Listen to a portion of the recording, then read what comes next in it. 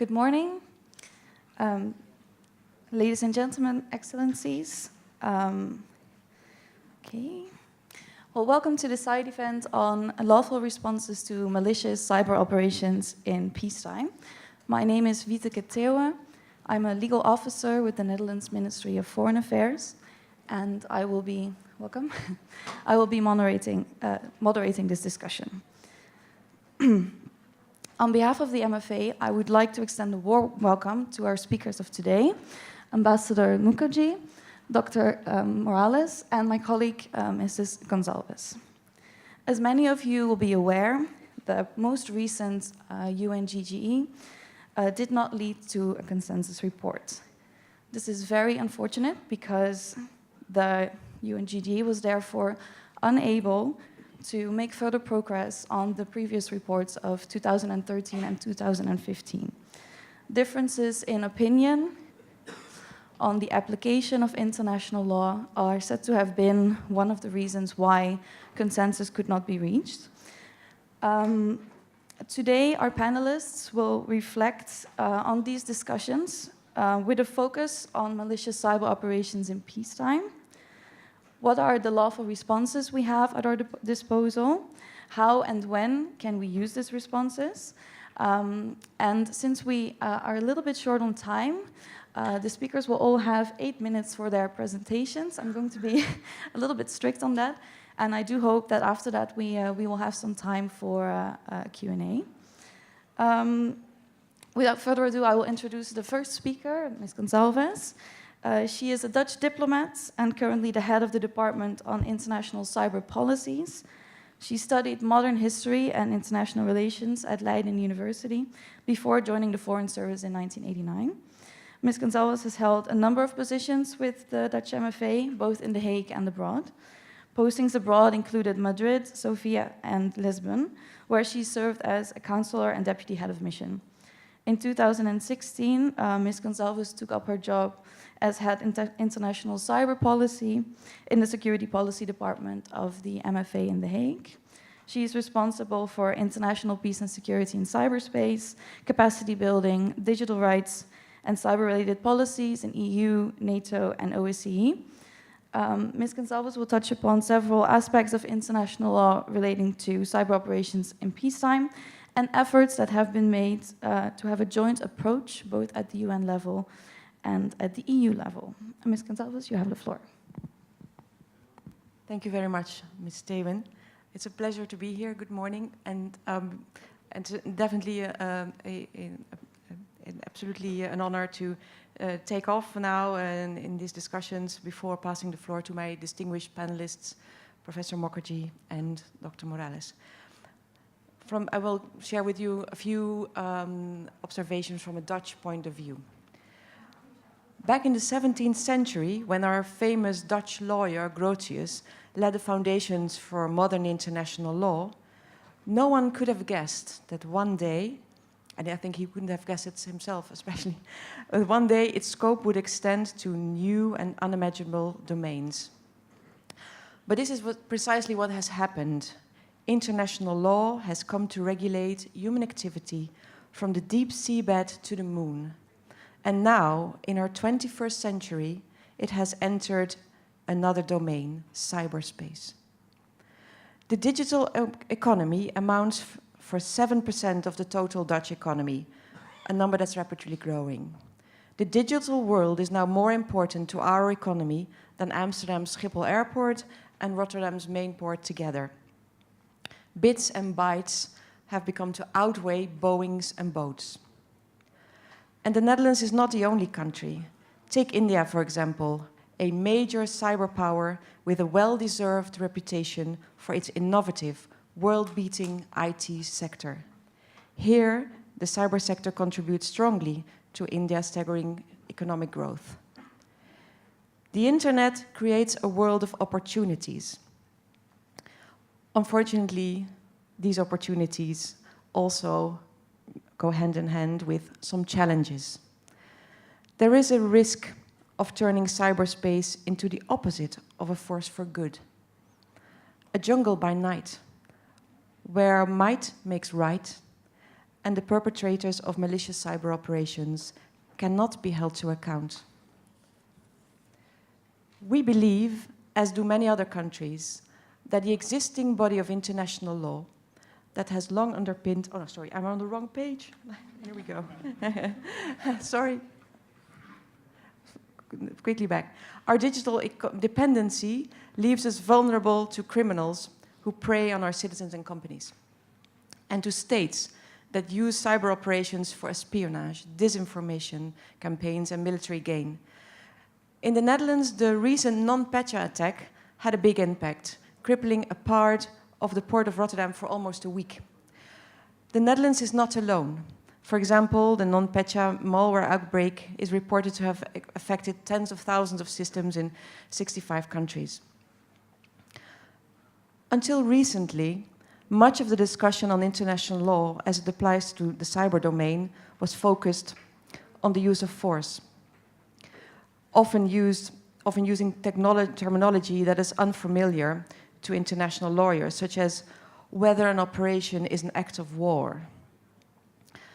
Some states and commentators are concerned that acknowledging the applicability of international law, in particularly the use ad bellum, regulating the conditions under which states may resort to war, and the use in bello, regulating the conduct of parties engaged in an armed conflict, could be seen as militarization of cyberspace.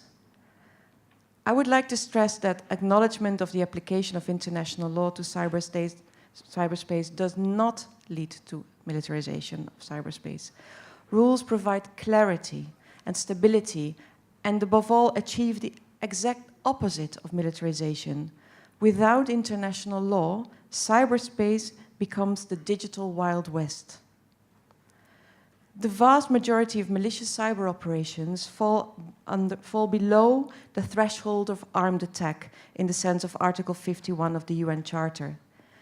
It is therefore important to look at the lawful responses states may take against such operations, since self-defense pursuant to Article 51 is not an option in these situations. This may sound horribly complicated, but the good news is that we have everything basically already in place. The rules are already available. We believe indeed, as many countries do, that the existing body of international law, which has long underpinned relations between states, applies in cyberspace. For example, states always have the possibility to react to unfriendly acts by other states with retorsion. An example of retorsion is declaring foreign diplomats persona non grata. In addition, the law of state responsibility includes a number of so-called circumstances precluding wrongfulness, including countermeasures and necessity. Under strict conditions, cyber operations may justify a reaction that would otherwise be unlawful under international law. For example, in case a malicious cyber operation breaches international law and is attributable to a state, an injured state may be entitled to take countermeasures. These are measures that would normally be unlawful, but that are justified by the preceding breach of international law.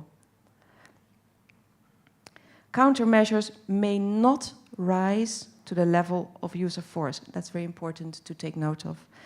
And they may only be conducted by an injured state to induce or cause the responsible state to resume compliance with its international legal obligations.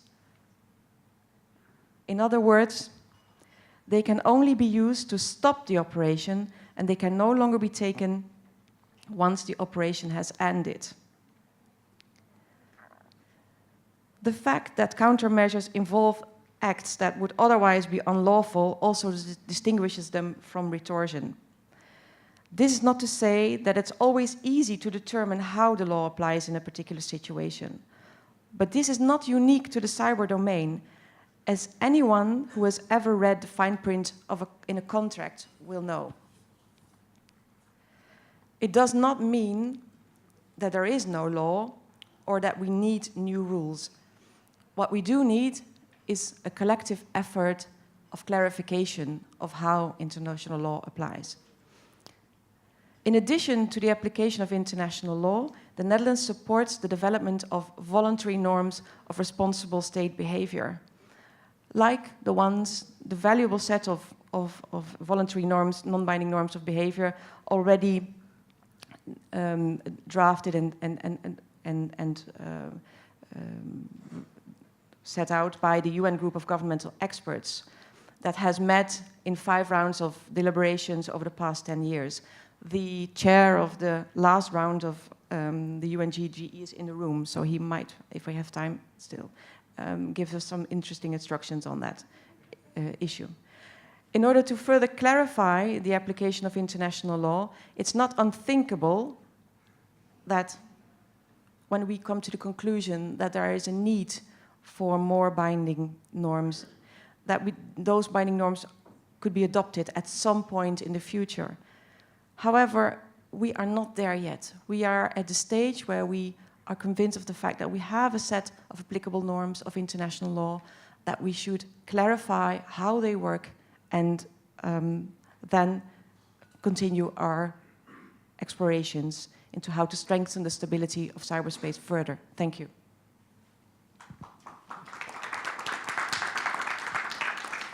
Thank you very much, Ms. Gonzalez. On an interesting presentation on the application of international law, but also the need for voluntary norms, and maybe in the future more than that. I will not comment too much on the presentations because I would like to keep some time later for the Q&A. So I will, without further ado, introduce the second speaker. Ambassador Mukherjee is a former Indian diplomat. He was ambassador and permanent representative to the United Nations between 2013 and 2015. Among other things, he oversaw the integration of the use of cyber technology for sustainable development into Agenda 2030. He has also led India's cyber dialogues with the United States, United Kingdom, Russian Federation, and Japan. He represented India at the senior officials meeting of the first GCCS in London in 2011. Ambassador Mukherjee has held different postings abroad, including Moscow, London, and Washington, D.C. And very recently, in 2017, he published an article on international cooperation on cybersecurity with the India Foundation Journal. Ambassador Mukherjee will speak about the rule of law, including the different parties involved in this process, both at the national and at the international level. Ambassador, you have the floor. Thank you, and I'd like to also thank the Government of Netherlands for having invited me to participate in this panel. For me, it's a particular pleasure to do so because among the countries with which India has established a very vibrant and dynamic dialogue in cyber issues is the Netherlands, and I was fortunate enough probably to have been at the initial part of that process. When looking at the topic that is before us of lawful responses to malicious cyber operations in peacetime, I was asked to look at it in terms of the discussions that have taken place in the UNGGE, as well as in discussions or processes which are underway in India today. When we talk about what happened in the GGE, I recognize the chairs in the room, so I will not venture into something that is supposed to be confidential within that group. But the public perception of what happened in the GGE is that there was a gridlock on how to apply international law, including on a very important concept called attribution. How do you attribute who is causing these malicious cyber operations, etc. Now, not going into those issues, leaving that for the chair to get into, I would like to begin by making 3 points. The first is that for us, the approach that we have in any discussion on lawful responses to the malicious cyber operations in peacetime has to take into account the stated policy and the profile of India, which is that cyber operations are multi-stakeholder operations.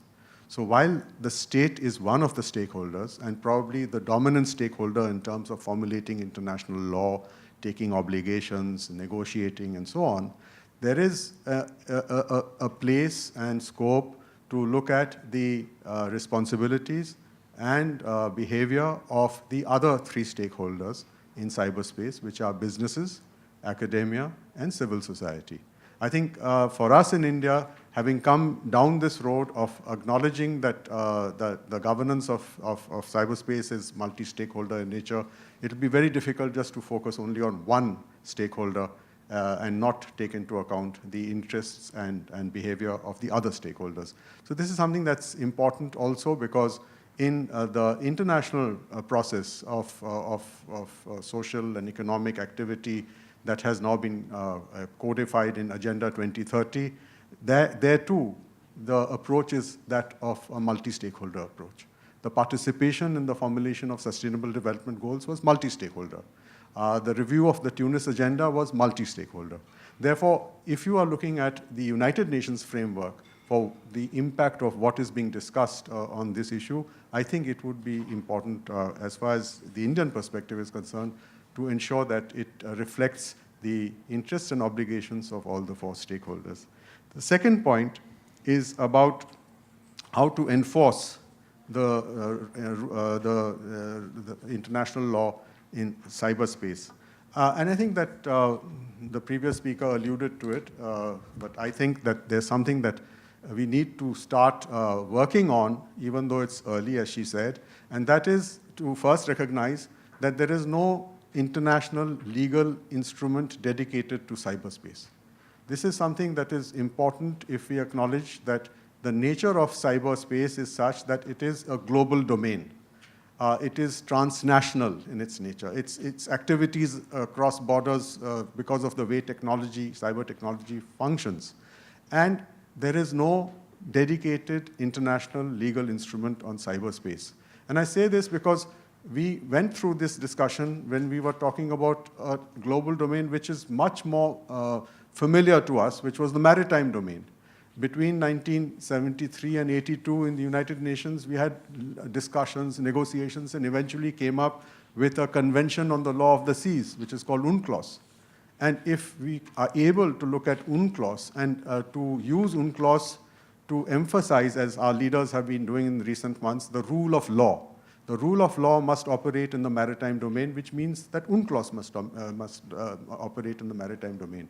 And I would therefore suggest that it is time for us to take into account the developments that are taking place and the developments that will take place, because the cyber domain, unlike the maritime domain, is much more dynamic and throws up unexpected things. I mean, new technologies, new ways of dealing with issues. So we need to actually sit together internationally and look at how to evolve an international instrument that will deal with cyberspace, including with issues of disputes which will arise in cyberspace. This is something that cannot be probably left to something that was conceived and formulated and drafted in 1945. And that's the third point. I acknowledge that the rule of law and the United Nations Charter provisions apply to cyberspace. That is the position that has been taken by our country and many countries. But we need, at the same time, to examine how the provisions of the United Nations Charter actually apply to cyberspace. We have these 5 principles in the article of the UN Charter, and, the ones that are referred to very often: sovereign equality, fulfillment of obligations in good faith, settlement of disputes by peaceful means, refraining from the threat or use of force against the territorial integrity or political independence of states, constructive cooperation. 5 principles. But surely I think it is important for us to look at each of these principles and how they apply to cyberspace, to activities in cyberspace, including this theme of malicious cyber operations in peacetime. I am glad that the previous speaker spoke of issues relating to Article 51. I think that Article 33 of the Charter, which is in that chapter called the Peaceful Settlement of Disputes, gives us a way forward on how to actually flesh out the way international law or the UN Charter applies to cyberspace. And I think it's something that we need to do. Now, very briefly, to come to what we are doing, there are two things that I'd like to talk about. One is that in the absence of an international legal instrument, we are forced to rely on our bilateral legal frameworks for dealing with responses to malicious cyber operations in peacetime. And here, the biggest experience that we've had, and we've talked about it in international forums, is that the mutual legal assistance treaties, MLATs, that exist for such cooperation between states are unfortunately not in tune with the cyber times that we live in. I mean, the procedures, the way, the approaches, et cetera, of mutual legal assistance treaties themselves need to come into the digital world. And that is something that we need to deal with bilaterally with countries with whom we have substantial cyber relationships and have mutual legal assistance treaties. And the last thing that I would like to touch upon is the experience that we've had after the GGE got gridlocked in June this year. And we are among those countries which feel that we cannot afford to wait for the international community to come out with how to identify and use cyber norms, that we need to do something on these cyber norms ourselves. So what we've done is we've got a multi-stakeholder group. That's the first point, that it is a multi-stakeholder exercise we are doing in India. It's not a government-led, government-alone exercise. There's a multi-stakeholder group which has been given the task of studying how cyber norms can apply to in India. And we have taken as a base the norms that were agreed to in the UN GGE in 2015, on which we have a common position and agreement. And then we are building on those norms. And what we are doing actually is bringing the Indian experience of cyber space into cyber norms, something that is missing from the UN GGE, because obviously their mandate was very, very limited. It was a specific mandate on disarmament and peace and war issues. We are trying to also bring to the fore cyber norms for development, for platforms that we are using in India. In this conference, you've heard of it, like Aadhaar, like the Digital India platform. This is probably the most ambitious digital program being undertaken anywhere in the world today, with a database of 1 billion people already.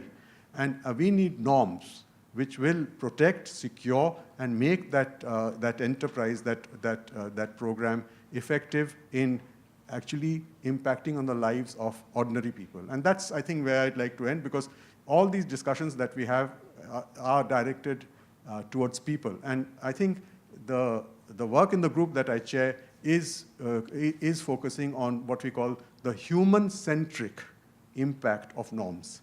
After all, it has to make sense if it applies to the lives of human beings and not only left in boardrooms or courtrooms. Thank you.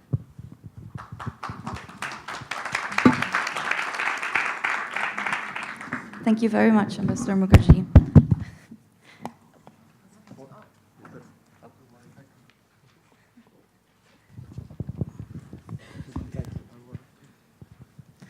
An interesting presentation, I would say, on the need for enforcement, including multi-stakeholder approach, cyber norms for development, but also an interesting point that you raised on the need for mutual legal assistance in bilateral form.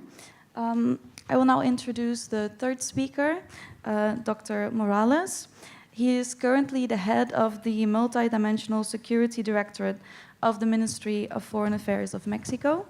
Before joining the MFA, he obtained his PhD in political science from the Universidad Nacional Autónoma de Mexico, I'm so sorry for that pronunciation, where he previously received his bachelor's degree in international relations.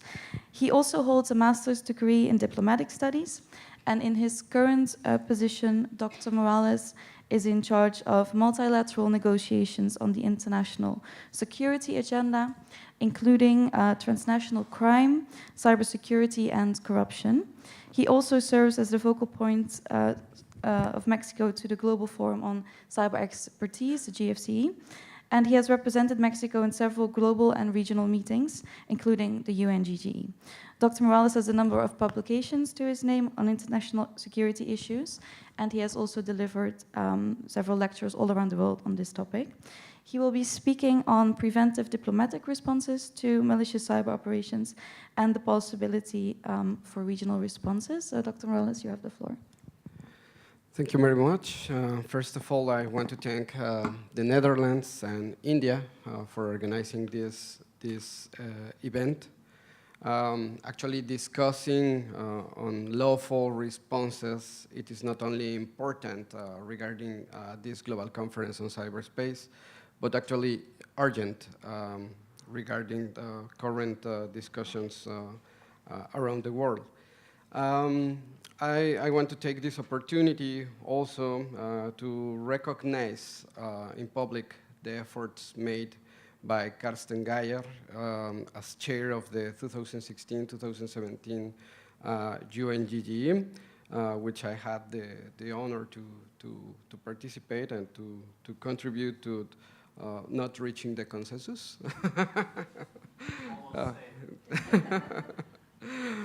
Well, building on what previous speakers have put on the table, very important issues, I do believe that frequency, intensity, and increasing consequences of recent malicious uses of cyberspace have shown the worldwide scale of this problem. I mean, it is not something that could happen, but what is happening.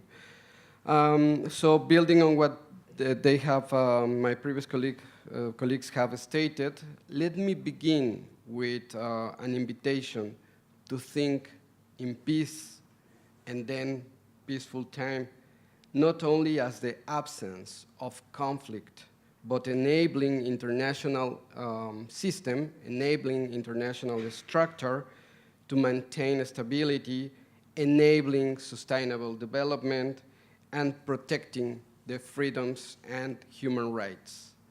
By saying so, I do believe we can consider a wider understanding on what lawful responses to malicious uses in peacetime we can launch, we can keep, we can implement. And in this environment, of course, we will see preventive diplomacy, confidence building, capacity building, international cooperation, technical assistance, and non-binding norms as mutually reinforcing and necessary measures. Of course, as they have said, the cumulative, I must say, the cumulative findings and recommendations of the UNGGE bring us, of course, a common base to say that the international law and the UN Charter applies to cyberspace. And when we say that, when we to refer to international law, we are also referring and saying international law of human rights, for instance. Let me go deep on what we can say it is the approach of the Chapter 6 of the UN Charter. I mean, the peaceful settlement of disputes. We have already, from our understanding, and Mexico sees this kind of lessons learned. We do have many lessons learned and good practices regarding the implementation of the Chapter 6 of the UN Charter on many different issues or topics of the international security agenda. During these days, in the margins of the conference and within the conference, I have heard as a concern that many international initiatives, many international organizations, many bilateral, trilateral, regional, or international discussions are currently having place when discussing international law and cyberspace.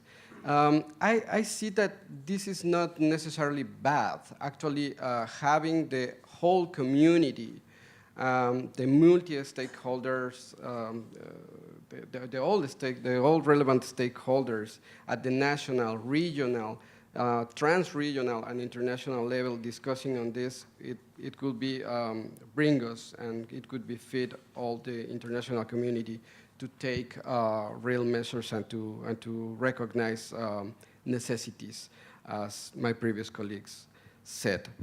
Of course, education for peace programs in many different topics as preventing diplomacy measures, we could take into account what we have at this moment in the international community. As well on preventive diplomacy itself, the concrete measures applied in different regions regarding the preventive diplomacy on international security concerns, and of course the CBMs, the confidence building measures. Regarding implementation of these measures, mutually reinforcing measures, let me refer to regional organizations. And I wanted to do it because sometimes we forget that we do have within the UN Charter a chapter on regional organizations. It is the chapter 8 of the Charter. So when we are promoting the implementation of the UN Charter and the international law, so we are in the way of promoting the role of the regional organizations. In fact, as I said, we sometimes forget that, and we believe that we only have the chapter 6, this chapter 7 within these discussions, but we do have this chapter 8. And I share with you briefly that within the OAS, the member states of the OAS recently agreed on creating a working group on confidence and cooperation, confidence building and cooperation measures. We will have a very first meeting early next year, and we are hopefully taking into consideration what other regions and previous efforts have made on CBMs in order to promote our own region to implement concrete and to decide on concrete CBMs. The other factor that I want to mention regarding implementation of the measures, and my previous colleagues mentioned something about it, it is the non-state actors' role. Most of us during this conference and during, as part of our position are very comfortable saying that it is important, and the multi-stakeholder approach, it is a very important approach to take into consideration. But the less really implement this multi-stakeholder approach. So we, the international community, and the regional organizations and the international organization, let's find a way of really implement this multi-stakeholder approach. I can share with you very briefly that during our discussions at the national level of the recently published cybersecurity strategy, national cybersecurity strategy, we decided, we were convinced about this multi-stakeholder approach, but we had no a formal way to involve other actors beyond the government in discussing and feeding the national strategy. Then we decided to share the draft with all of them to take into account the comments and then having a wider and a stronger national cybersecurity strategy, as I said, recently published. Because I only had 8 minutes, I will finish saying that in all our efforts, we do need to try to make reality the aspiration of a balance between at least 3 pillars: security, development, and human rights. And this is not my position, it is the 3 pillars of the UN nations, it is the 3 pillars of the international architecture regarding actually international security also. I will finish inviting all of us to think about when questioning, when analyzing, when assessing current and future threats, if we can talk at this moment or in the near future or maybe one day about cyber conflicts, about cyber wars. And in this regard, we also have to question ourselves, and can we talk about cyber conflicts in peacetime? I mean, just to refer that it is necessary to think within the international security architecture when we talk about cybersecurity. Cybersecurity, it is part of the international security architecture. It is not a full apart, how can I say, domain. It is part of the international security architecture. Thank you.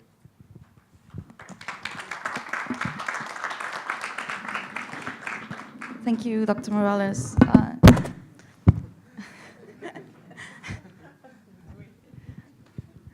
We should have had these little headset thingies. I think that would have been better. Thank you very much for your presentation. Interesting to hear that Mexico is working on confidence-building measures and starting a working group next year. You highlighted also the multi-stakeholder approach and the need for the combination of security, balance, and human rights. Thank you very much. I think we've heard 3 very interesting presentations. I would also like to thank the speakers for sticking to the short time frame that I gave you. I think my timer may have helped a little bit, but thank you very much. I would now like to open the floor for questions. We have about 15 to 20 minutes left. If you would like to state your name and your organization, that would be very helpful. And I will also ask maybe one of my colleagues in the front row to help me with the microphone. Thank you. I'll do the first one. Thank you very much. My name is Gauss. I am representing a FIRST, which is Forum of Incident Response and Security Teams. So we are the guys who are responding to the incidents. Thank you very much for your insight. There is and I would like to ask one question which is slightly tangential, so please bear with me. Throughout presentations, what you were mentioning multiple times, and it is a common theme, it was saying malicious action against social networks, human race. Do you envisage possibility that also might be some malicious action against artificial race? Semi-essential things. I have no idea how to call it, but we are going towards artificial intelligence in some way or form. So do you also envisage that eventually those norms might be somehow extended to encompass them? And I said, it is a slightly tangential, so I do beg your pardon for that. Thank you. Thank you very much. A question on artificial intelligence. First, let me check if there is one more question, otherwise we can... Sir, in front. Where did it go? I'm Kamlesh Bajaj, the former founder, CEO of Data Security Council of India, as well as Director of CERT India. My question is driven by the first comment on the applicability of the law. and especially on criminals who cannot be identified. And the comment made was that the use of force should be confined to a level that it does not become a force. But the question is one of attribution. How can you attribute and actually identify a state, a non-state actor within the state? And attribution is the key problem on which, of course, I learned that the GGE could not come to a consensus. So the key response of a state will be driven by identification of the persons who are committing crimes in peacetime. And if the response has to be measured and less, that it not become forceful. I didn't understand the meaning of that when Ambassador Gonzalez talked about it, so what it meant. But I think the question is very clearly, and have we seen the Microsoft proposal in terms of building an attribution center which is driven by the private sector, and has the confidence of all the state governments, as Ambassador Mukherjee said, as multi-stakeholder. So can we think of that as a practical solution on the lines of whatever IAEA, International Atomic Energy Agency? Because unless we solve the problem of attribution, I mean, I'm sure we will not be able to solve it, but we get closer that it is understood well, the response and the applicability of the law will remain a pipe dream, probably. Thank you. The question on artificial intelligence, who can I give the floor? Ambassador Mukherjee? Well, living in a country of more than 1 billion people, I think that's that's not the right thing for me to do. but because he asked a question which has been discussed inside this group that I am sort of involved with, yes, we are aware of the cyber norms and the focus of the cyber norms, etc. But I think there are two things that have happened inside the discussions of our multi-stakeholder group. One is that the norms that were identified in 2015 probably have been impacted by developments of technology and developments of business practices after the norms. So those norms probably cannot be set in stone. I mean, they need to be tweaked to reflect the changes that have taken place in the cyber world since then. But as far as artificial intelligence and the Internet of Things are concerned, these are two issues, two concepts, which have been brought in by multi-stakeholders into our discussion.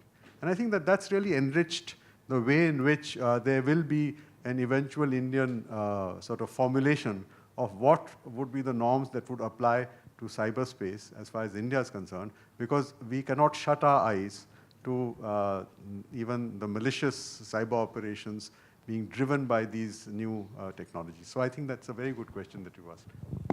Thank you, Ambassador.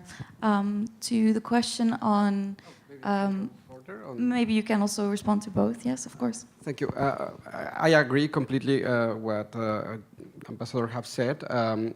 I do believe these two issues, artificial intelligence and Internet of Things, they have to be part of the discussions regarding current and future consequences, possible consequences. But from my point of view, the development and agreeing on norms and non-binding norms and standards, whatever, it has not to be focused on very particular issues or developments, I mean, regarding technologies. Because, of course, tomorrow and 2 years later, and then in the next 10 years, we will have new developments. Of course, we will. So we cannot take steps. We cannot make decisions regarding only concrete consequences coming from very particular technologies, but in a more general manner, as in the international security framework we do. So. Maybe then, Carmen, for the last question on attributing the operations by non-state actors, how can we link that to the states? Thank you for your interesting question, very relevant. Attribution is difficult, but not only in the cyber domain, also in the physical world. It poses us with challenges. look at what happens in Syria with the chemical weapons attacks, etc. There are other examples in the physical world, like wouldn't really like undistinguished actors engaging in operations that are perhaps military in nature, but the actors are not very easy to recognize because they have no distinct uniforms, etc. So there are also examples in the physical world where attribution is not easy. That being said, attribution in cyber might be difficult, but problems are not insurmountable. And a proper process of attribution is constituted by both technical queries, complemented by intelligence, information from intelligence sources. But in the end, of course, like in the physical world, attribution is political, and attribution is a sovereign act, is in the sovereign realm of any state to arrive at. And that in that respect, there are clear frameworks also in international law. So attribution is in our mind, not insurmountable. That's also why we, as the Netherlands, actively engage in thinking about means to, with a view to establishing more stability in cyberspace and to improve proper lawful behavior. We are we are developing instruments and diplomatic instruments that will increase the price on bad behavior in cyberspace. We are convinced that within the framework of international law as it stands, there is ample room to develop diplomatic tools to increase the price of bad behavior. For example, in the European Union last June, together with the other member states, we designed a diplomatic toolbox, a toolbox with means for diplomatic response in case of malicious cyber operations conducted against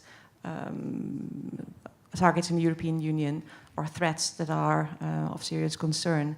And this toolbox, of course, is firmly embedded, I would like to stress that, in international law.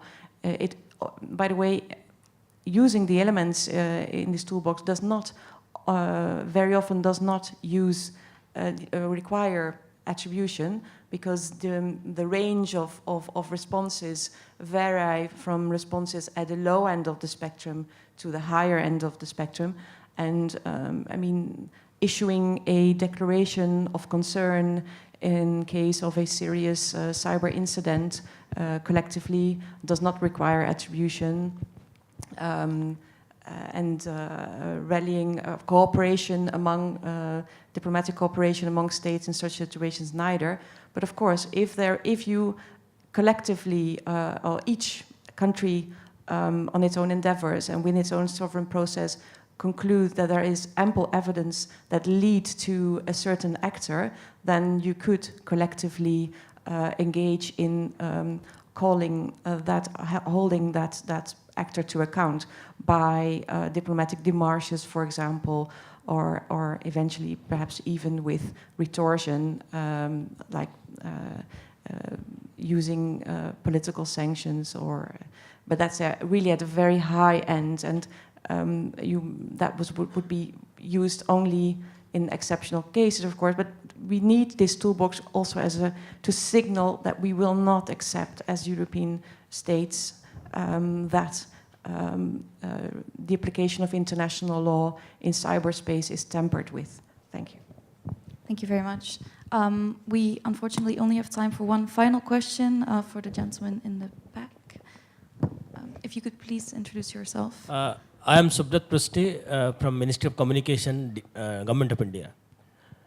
Recently, I have come to notice that identification and authentication is most important in the cyberspace, because we have some news that in Bangladesh there was some violence due to some Facebook posting, and that person who has posted, he does not know how to read and write. So this type of situation may occur in any parts of the world. So can we replicate our Aadhaar digital identity across the world so that this type of problem can be avoided? Thank you. Facebook posts by people who don't know how to read or write. Who would like to comment to this question? Dr. Morales? Yes, I mean, it is a very difficult question. Let me build upon the previous question regarding attribution and linking the issues regarding attribution to the digital identity issues as well, because I completely disagree if we say that by solving attribution issues or disagreement, then we will solve the concrete measures and the responses, and then we will solve the threats. I do not believe it. In the same way, I don't think that solving or generating an international and multi-stakeholder agreement on the way to keep the digital identity or to protect the digital identity, etc., will solve the problems regarding digital identity. I'm not bringing an answer, of course, but I'm interested in inviting all of us to think beyond the concrete issue and the concrete problem, in order to have a wider understanding and maybe identify measures, responses from different, how can I say, dimensions of our discussion. I will say so. Thank you. Maybe short comments, or it's okay for you? Yeah, Ambassador? No, I think the point that's been made about digital identities in relation to issues of attribution and of the impact of activities, malicious activities in cyberspace is something that requires probably response at two levels. One is without the participation of all the stakeholders, and in this case especially entities like Facebook, you cannot really address the issue, because you depend a lot on the cooperation of the stakeholder. I'm now assuming you're looking at it as terms of Ministry of Communication as a government. So the government requires the cooperation of the stakeholder. Now, currently, there is no international instrument which provides for that. It is dependent on only the relationship between that stakeholder in an international cyberspace operation with government of another country. It is an optional arrangement. I think that issue needs to be looked at, and that's why I had suggested that we start talking at least of an international legal convention on cyberspace, taking into account that commercial interests actually have already been brought into international law through the World Trade Organization. So it's not something that we need to run away from or feel that companies are going to be impacted. They're already part of dispute settlement in international law. Thank you very much. Final comments? Final comments. No, thank you, previous speakers. What I would like to add is that to all these valuable comments is that, to my mind, when it comes to increasing our collective ability to attribute, that of course also has a lot to do with capacity building around the world. When we build our capacity in cybersecurity, and when we bring our capacity to a higher maturity level, it will enable all actors, state actors, but others, in case there is, and I'm not talking about interstate relations, but about other relations in cyberspace. It will help us all to understand what's going on in cyberspace and to react accordingly. In this respect, if I may just briefly also react to the idea of an attribution council,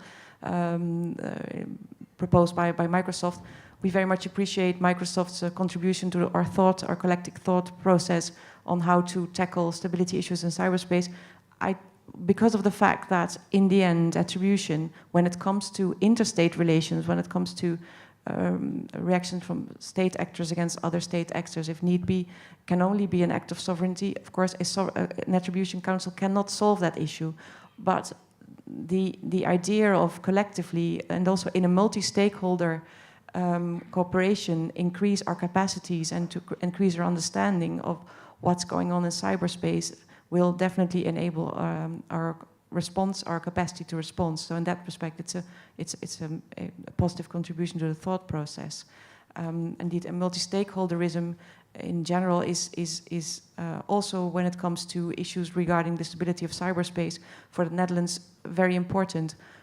Albeit that states have the prime responsibility for security, that does not mean that in cyberspace we should not seriously involve other actors, private sector and civil society, tech community, in discussions on how to improve security in cyberspace. And that's why the Netherlands was one of the initiators or supporters of the Global Commission on the Stability of Cyberspace, a commission with 30 wise men and women with a solid expertise in cyber and security that try to draw up norms for responsible behavior for all actors in cyberspace.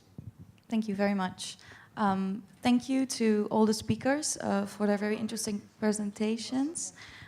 Thank you very much for the few questions from the floor. I'm sorry we had to keep it brief. We've heard interesting words on the applicability of international law, whether it's applicable in its entirety and sufficient, or, as Ambassador Mukherjee highlighted, maybe there's a need for an additional convention in the future.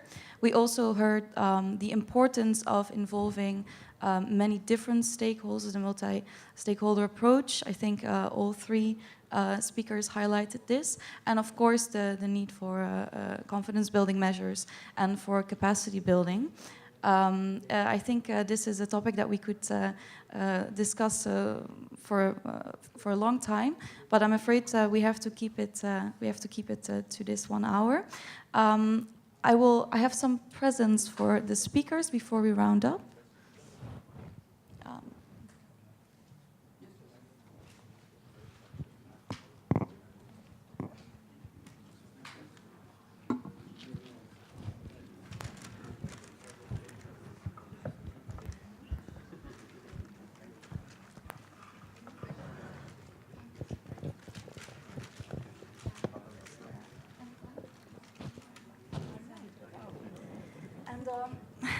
I hope you will join me in a round of applause for our excellent panel. And enjoy the rest of your stay at the conference, and thank you very much for attending this side event.